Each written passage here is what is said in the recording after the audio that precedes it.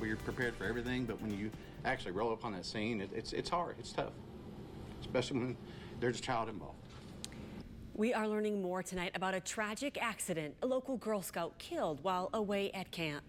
This is 11-year-old Isabel Meyer from Jasper. She was killed, 3 others hurt in what authorities are calling a freak accident. A tree toppled at Camp Cook in Perry County, pinning 2 adults and 2 children. All 4 were taken to the hospital, and Isabel did not survive. We have live team coverage tonight, and we start with Evan Gorman. Well, Jackie, the 2 adults hurt are recovering in area hospitals. Officials telling us this morning that they are critical but stable. The 10-year-old camper from Boonville was treated and released for a hand injury. As for what happened, authorities say they don't know what caused the tree to fall, but there were no storms here at the time. But they do say it was raining when dispatch got the call. Now, this happened around 11:30 Monday morning, about 1 mile from the camp entrance near Cannleton. Deputies say the group was on a morning hike along a gravel road when a tree fell, pinning them underneath. This was when they were on their way to the mess hall. Now, the tree, deputies say, is estimated to be about 35 to 45 feet tall, and he says it was very large in diameter and it was uprooted when it fell. You know, these are Girl Scouts.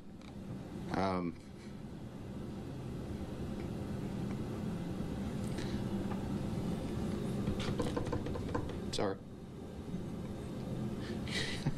They were there to have a good time.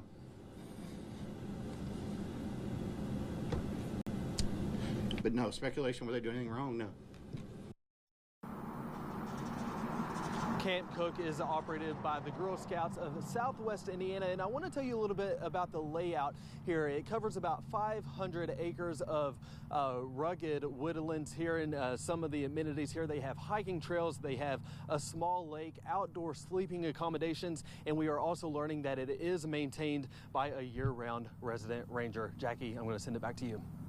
Thanks. First responders say they prepare for incidents like these, but that doesn't make it any easier when a child dies. And at this morning's news conference, you could see the emotions as authorities recalled finding 4 people, 2 children trapped under that tree. Tanner Holbrook picks up our coverage here.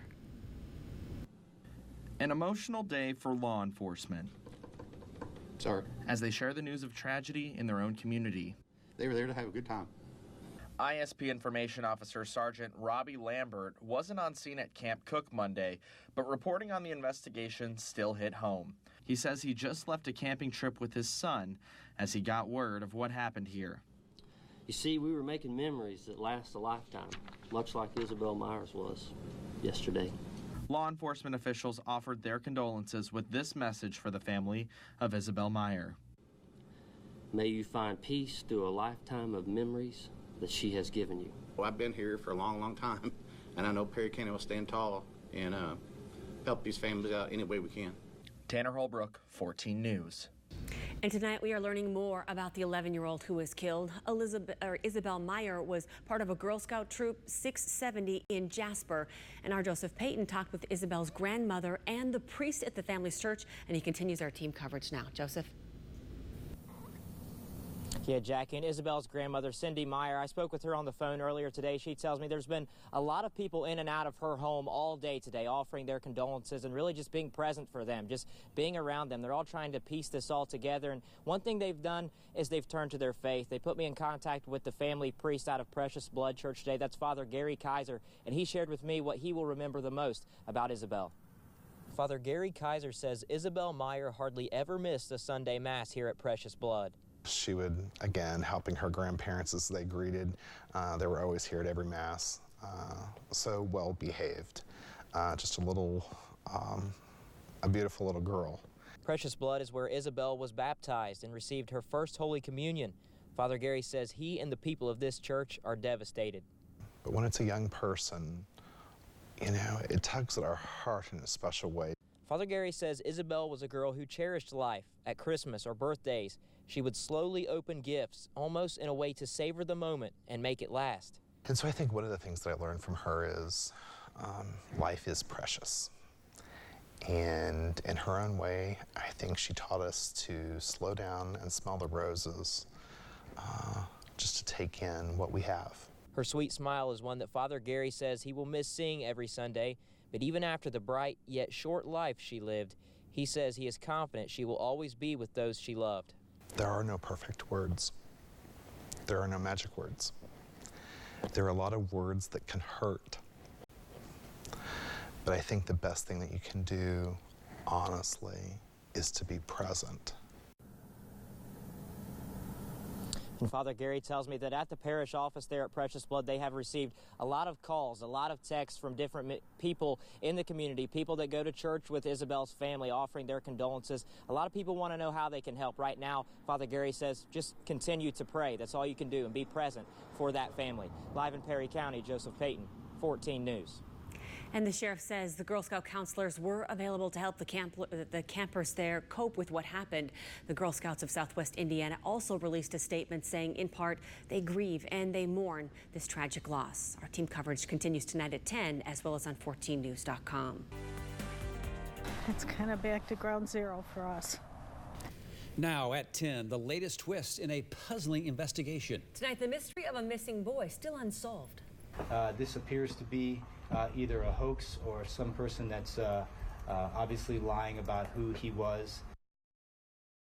Was last seen by his family in 2011 when he was just 6 years old. But there seemed to be a break in the case when a man found in Kentucky told police he was Timothy.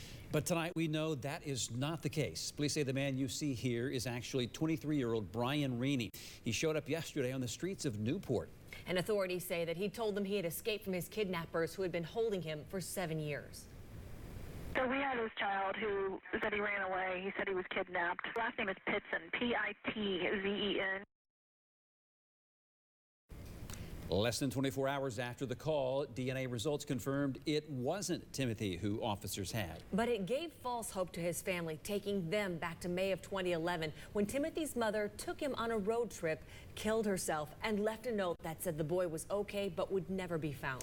Now investigators believe renewed interest in the case could lead to finding Timothy.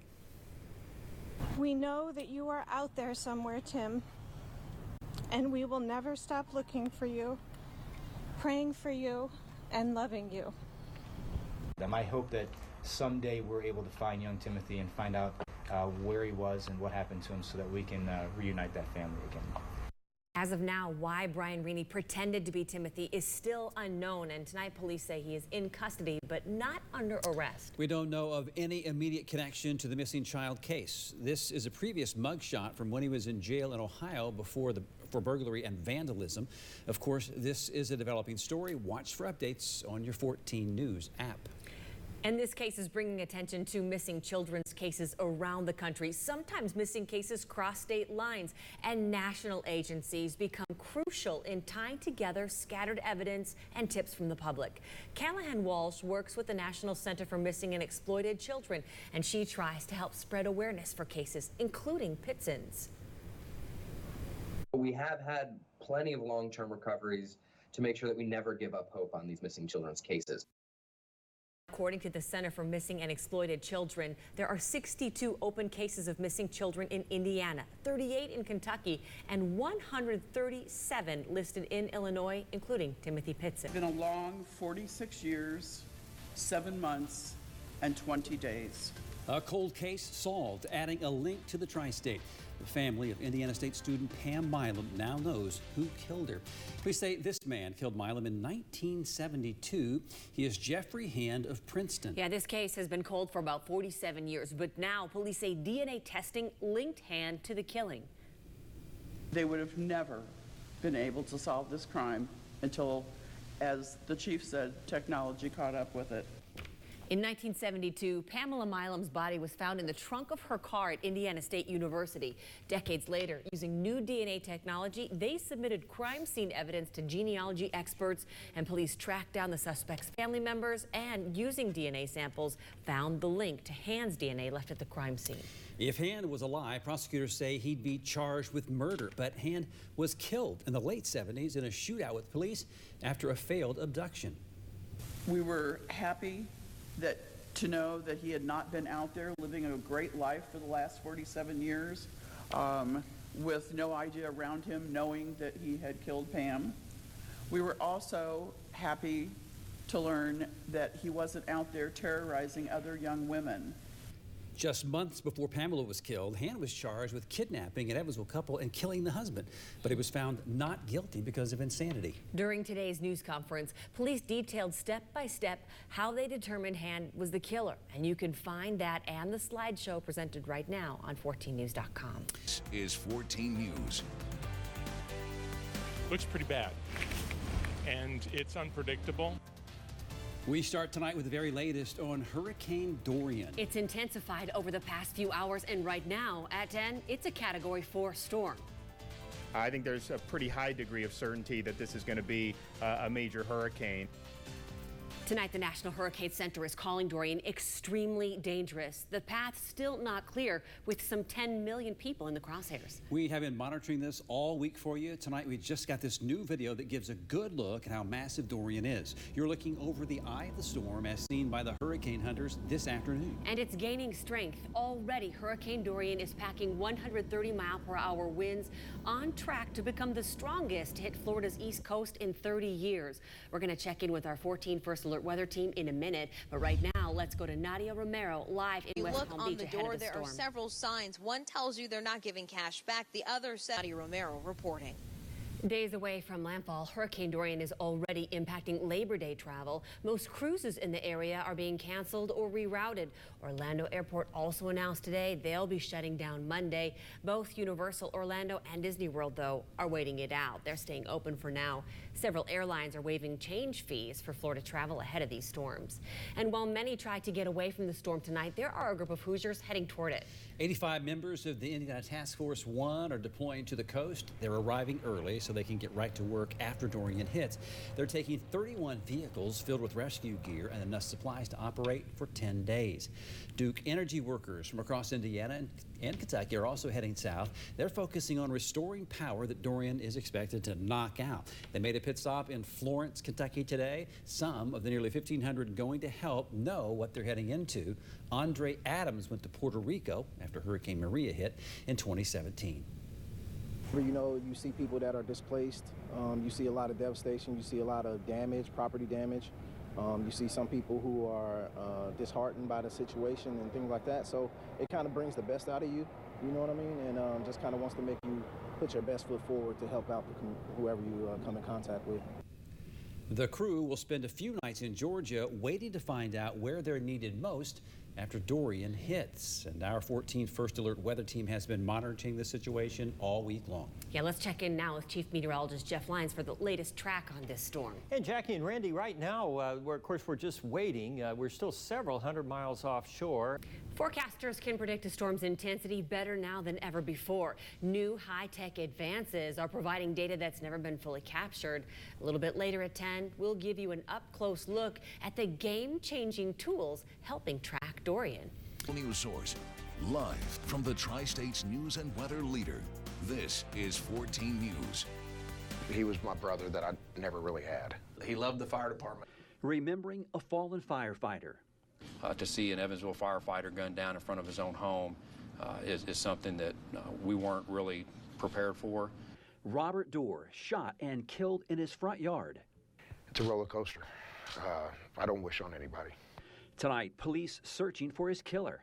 No piece of information is too small.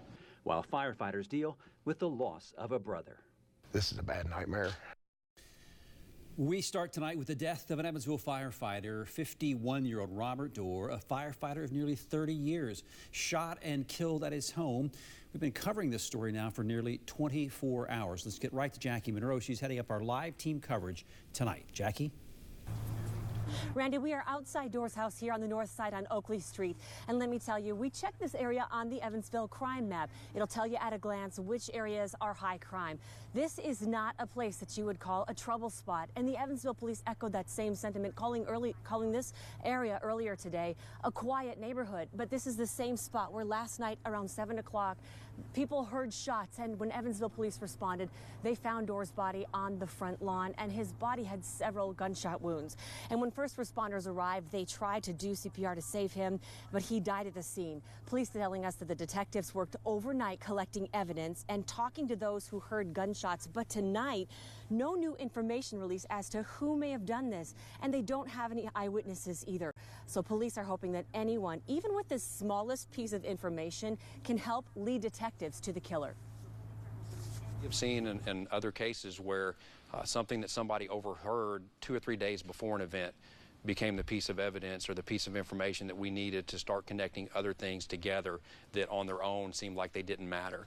So we encourage people to call us. In these investigations, there are a lot of tips that we will receive that will not pan out, and that is okay because we are looking for that one that does.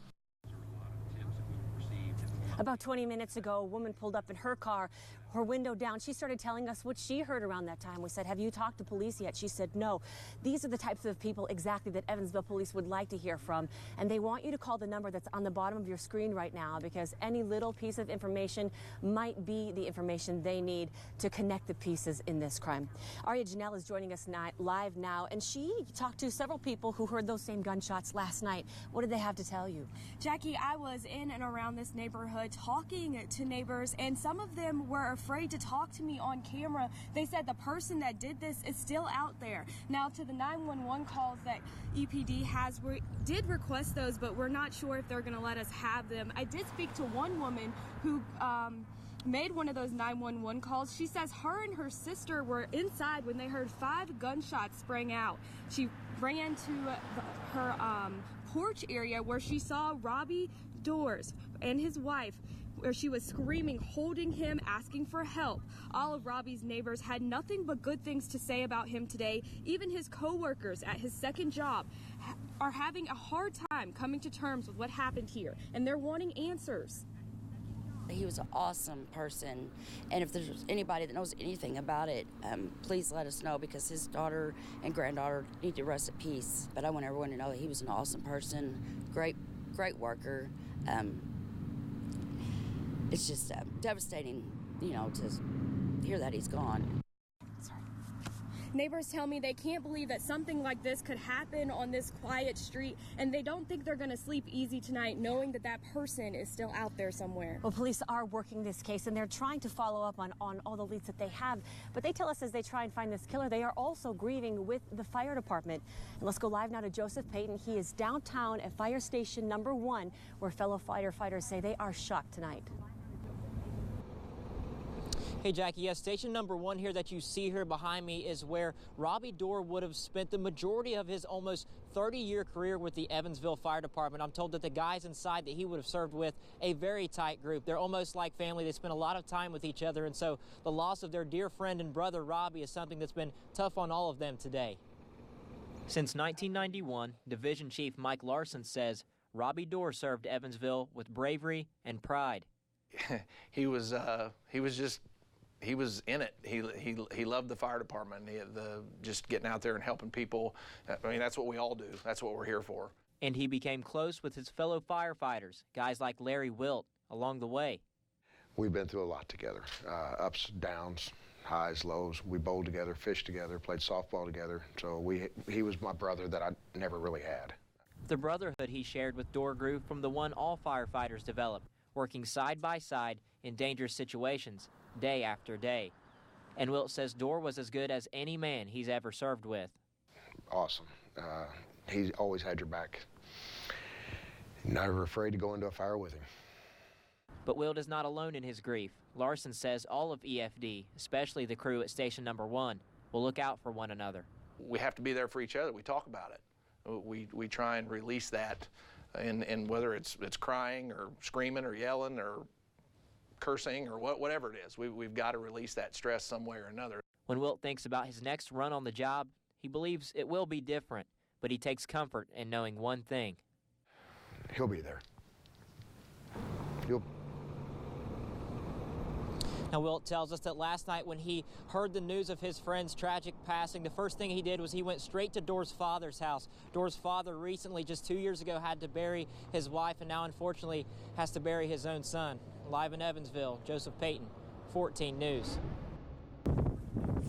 Thanks, JP. And Door's death is the second for Evansville firefighters in just a week. They buried their captain, Jim Pauley, on Monday. He died suddenly last week, and Evansville Mayor Lloyd Winnicke tweeted support of the department today. He posted this photo on Facebook saying, mourning the tragic loss of another member of the Evansville Fire Department. Rest in peace, firefighter Robert Door. And Deputy Mayor Steve Schaefer also tweeted support shortly after learning the news that the person who was killed last night was Robbie Door. And of course, we'll continue to follow this shooting investigation here on Oakley Street. But Randy, for now, let's send it back to you. Hey, thanks a lot. Good work out there. And our team coverage continues on our 14 News digital platforms. That's where you'll find all of our coverage on Door's death and where we'll put any new information we get on this